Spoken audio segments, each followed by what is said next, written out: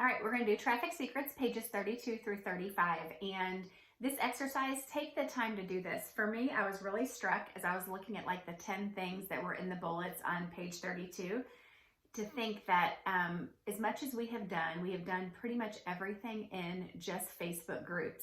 And we haven't even like touched the surface of all the different Facebook groups that are in our keto space.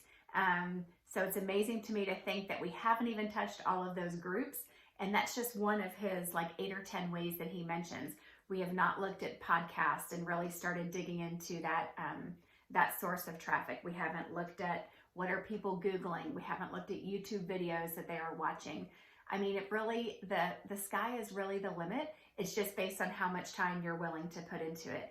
And then he starts going into his Dream 100 on page 33. And if you've been following Russell for a while or reading his other books, or listening to his podcast or whatever, you've definitely probably heard of the Dream 100. It is a huge thing with Russell, and it's actually something that he practices what he preaches, and he has his own Dream 100, and a huge part of his employees, I forget the exact percentage, but a lot of his employees are spent helping him to do his Dream 100 list and to reach out to people on his Dream 100.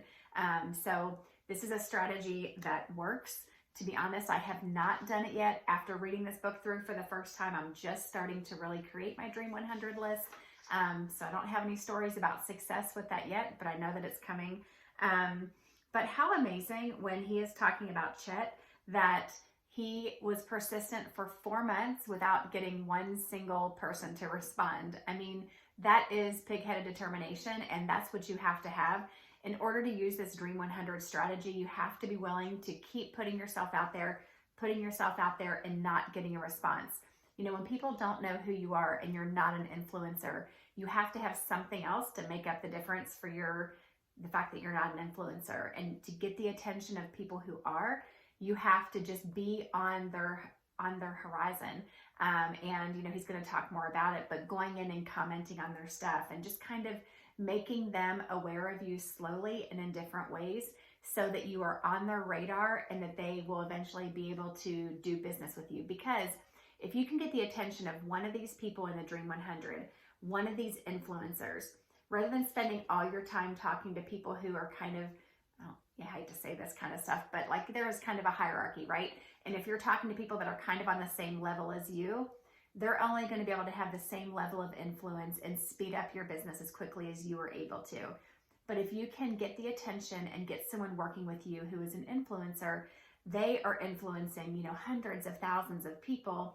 And just by one post or one comment or something that they do, it can change the face of your business in a heartbeat. So all the time that Chet put in for these 4 months where nothing happened, once he got that one little crack in the door with someone on his Dream 100, then everything opened up for him. And that's what will happen with us too if we're willing to put the time in and follow